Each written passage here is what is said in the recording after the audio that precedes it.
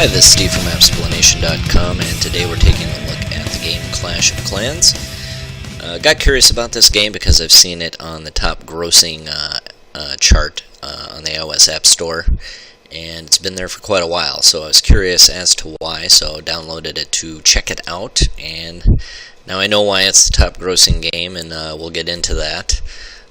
First, if you haven't played it before, you're not familiar with the genre, this is a persistent online RTS, so it's real-time strategy.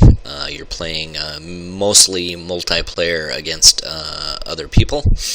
It's persistent online, which means it's running 24/7 on another computer somewhere, and when you fire it up on your computer, you basically just log into that server and kind of find out what's happened since you've left. It's a true freemium game, free download, unlimited gameplay. I did put an asterisk here on the unlimited gameplay because there are not restrictions really, but there's some things you can do to sort of make the game more fun, and those do cost money, so we'll get into what those are. But first, let's take a look at the game world and kind of what you're doing in it. There's tons of strategy videos out there on YouTube, so if you want to learn some specific things, you can always just search on YouTube. You'll find somebody or probably 10 people that have done videos on it. This is just a quick start walkthrough to kind of get you familiar with it quickly. In the middle of the screen here, we see this building here with a little timer counting down, and this is our town hall, which is a important building in the game. I just selected it here, and as you can see, it will give me a couple of different options I can do with that building. And right now it's at level 5. The timer is going because I'm actually in the process of upgrading this to level 6. And once I've done that, I can't show you it here, but when you upgrade, it tells you how much it's going to upgrade the various stats on it. And as you can see, it can store various things, and it has a certain number of hit points or a certain amount of damage it can take, and every time you upgrade it, it's going to increase those, as well as it will also unlock new units and other things that you can build. So those things are somewhat limited when you first start the game, and then as you level up your town hall, it's going to add more and more different types of units and defensive things that you can add. Pull that up here, and go down here to the shop. Gonna tap on that. I'll show you a few different things that you can buy. Resources. There's basically two things that you use to make other things. One is gold, and the other is something called elixir. And basically, you pull this stuff out of the ground, and you get quite a bit of it going. So you want to be able to store it as well. So you have storage units for it. And pop out here, as you can see here, so this is your elixir collectors, gold mines, and then here are the storage bins for them, here, and here. And in the upper right, this is how much I've accumulated. And if we go back to the shop now, as you can see, if I go to, let's say, army, tap on that, you see the different things that you can build. And as you go over to the right here, you see the increase in cost. And most of these things can be upgraded, again, just like the town hall, from level 1 to level 2 to level 3, so on. And as you do that, it costs more and more, either gold or elixir in order to do so, but they get the ability to do more damage, or to do other things, or to absorb more damage. And first part of the game, basically, for the first 3 days, you are shielded from multiplayer, which means when people go into the multiplayer menu to find an opponent, they are not going to be able to find you. Eventually, that time will run out, and you're going to show up. So when you start the game, you got about 3 days to get going, and it will not allow super advanced players to attack you. There is a system it uses to match, and it's called trophies up here. As you can see, I have 1,001, and I get those basically by winning battles, or lose them by losing battles. But depending on your strength, you're going to have a certain certain amount of these, and as you progress in the game, it's going to go up and up as you get stronger and stronger. And the game will only match you with players within a certain range of the number of trophies you have. So if you're just starting out and you've got 10, I'm not going to be able to find you and squash you in multiplayer. The game's not going to let me do that. If we go down here to the left to attack, as you can see, it pulls up the multiplayer menu. On the right side here is a story mode or a single player campaign. And basically the game sort of has some pre-built maps with goblin AIs, defenders, and they get an increasing difficulty as you go down here. I don't really spend a lot of time in here. At a certain point, you don't really get much loot for the time invested or the number of troops you have to invest in order to take these over. But if you want to stay out of multiplayer as much as possible, that mode is there for you. So if I click on Find a Match here, it's going to pop up some other bases, and I can take a look at them here. So I haven't started a battle yet, but I can sort of preview it, and I have a certain amount of time to do that. You can see that clicking down.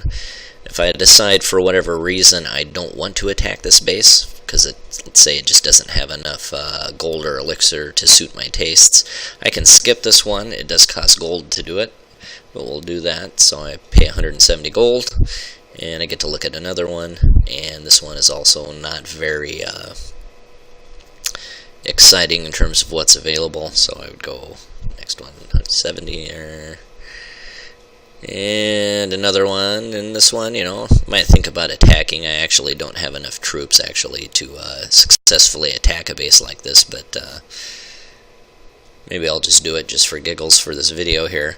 So as you get troops built up, they'll be available in here, and you can kind of select different troop levels and put however many you want to into play. Once you deploy them, you do not have control over what they do, however. So I'm gonna, you can kind of drop them where you want, but then they have a sort of pre-programmed artificial intelligence where they go about and attack whatever they decide to attack. These guys are barbarians, and they just basically attack whatever's in front of them. There are units called giants that will attack defensive barriers.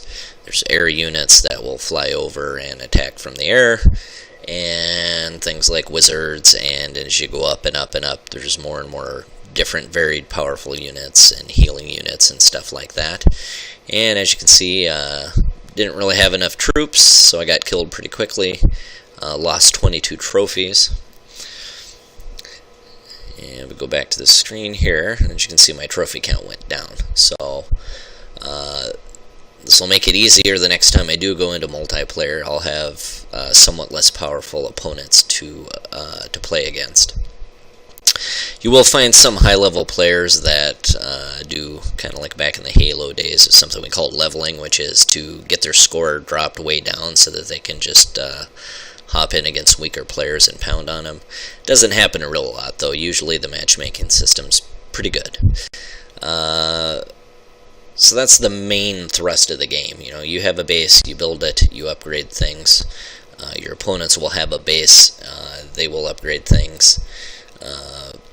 And you just sort of slog it back and forth and try to get an advantage over each other with by upgrading your different categories and making stronger and stronger defenses and offenses.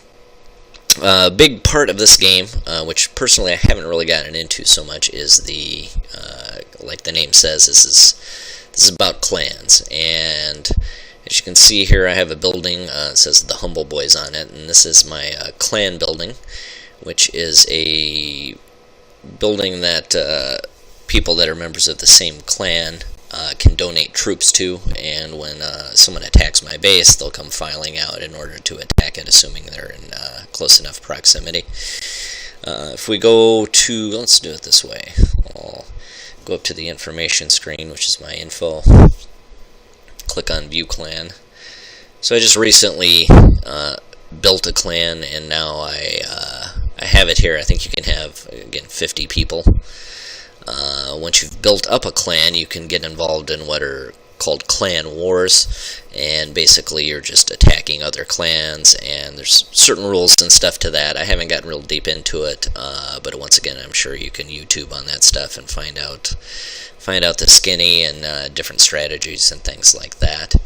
If you want to join a clan, or if you want somebody to join your clan, if you look right here on the left, I'm going to tap on that. This is a global chat, so there's defaults to the clan chat, so if I do have a bunch of people in my clan, I can communicate directly with them through here.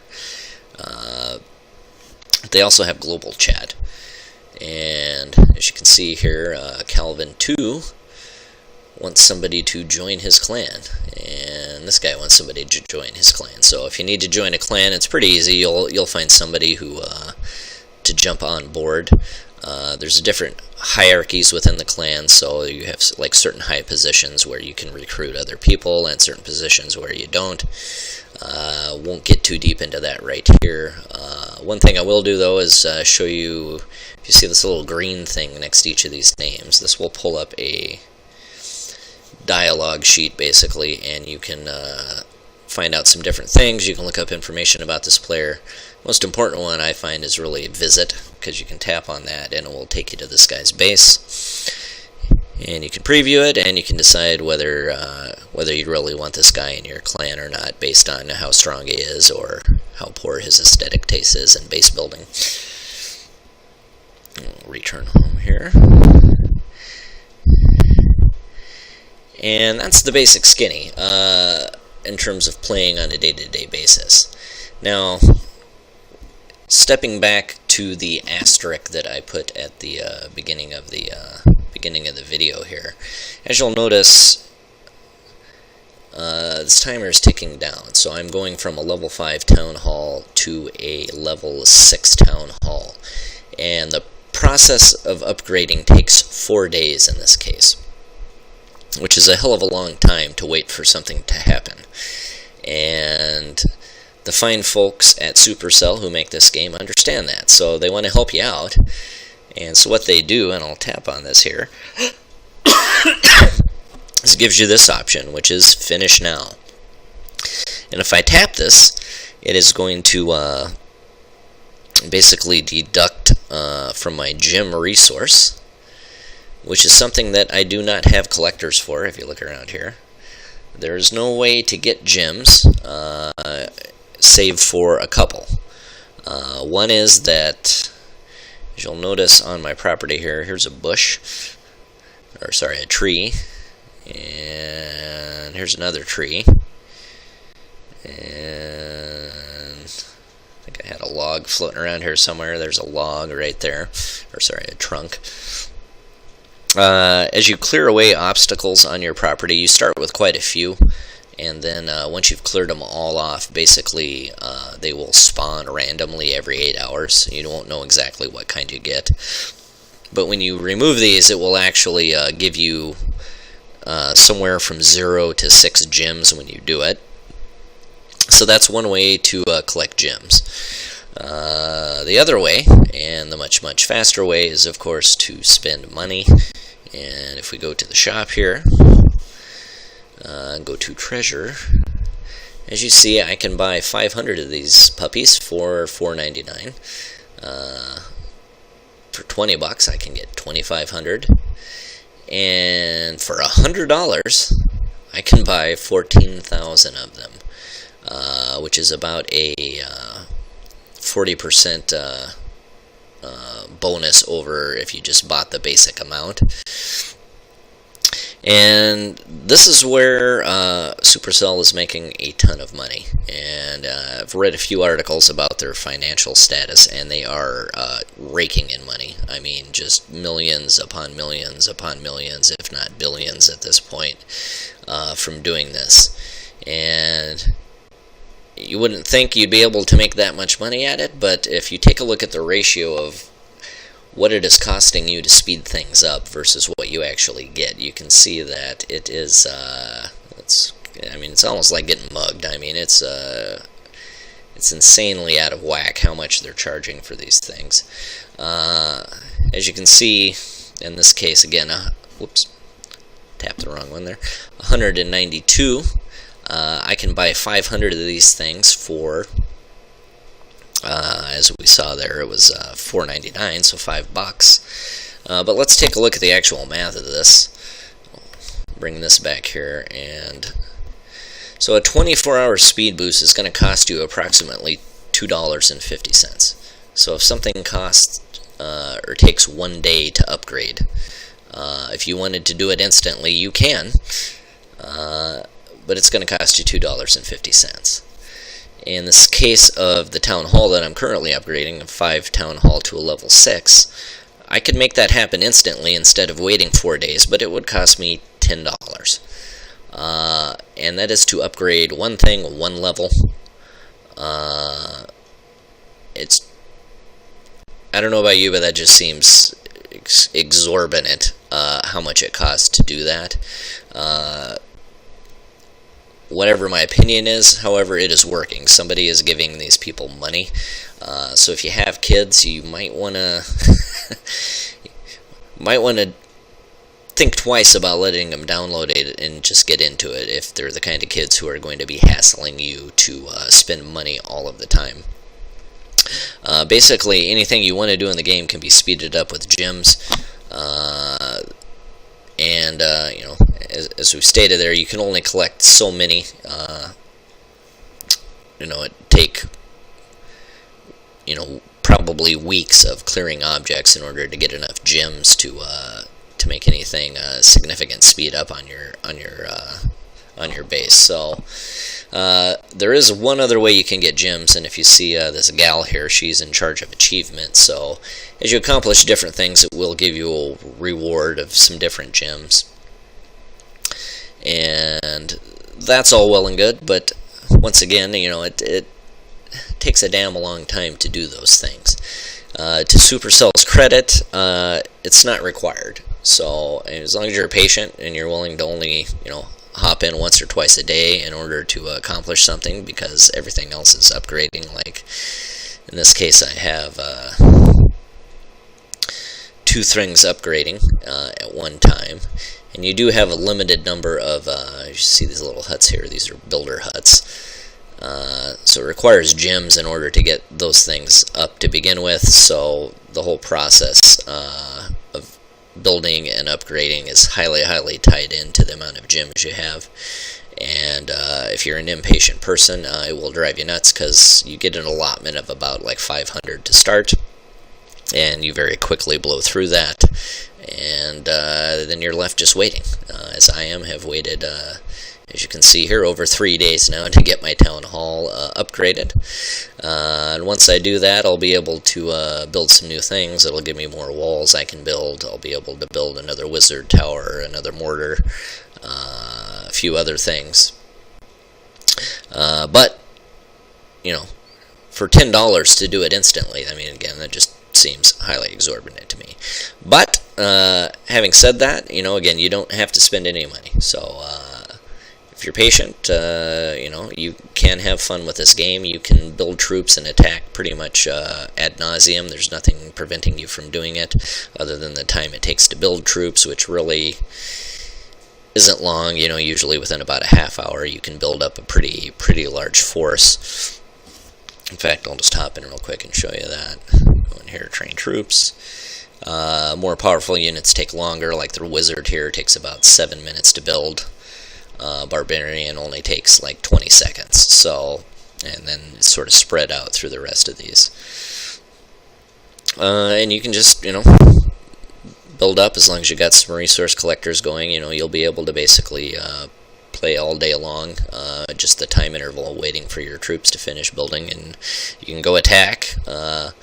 In the interim, you'll be being attacked, and once you are, actually, there's another cool little feature here. If I tap on the mail symbol, shows me the attack log, which is all the attacks I've done.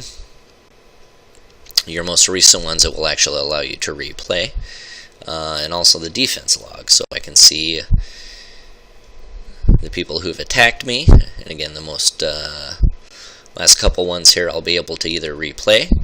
If someone has attacked me, also you've got the quick revenge button, so you can attack them. Just to kind of show you how this looks, I'll hit replay on the top one. and it will bring me to a battle that happened. Crank up the speed here so you can see kind of how that works over time. And just so you know, you basically have to destroy 50% of a base in order to get a victory, quote unquote. And as you go above 50%, you get more and more trophies for winning. So 63%, he was able to win 7 trophies, cost me 6 trophies. A complete victory, he might have won about 20 trophies or something like that. And yeah, so that's enough for this, which is basically just to give you a quick walkthrough of it. Once again, if you're interested in strategies and stuff like that, there's plenty of videos out there for you. Thanks for watching, and have a good day.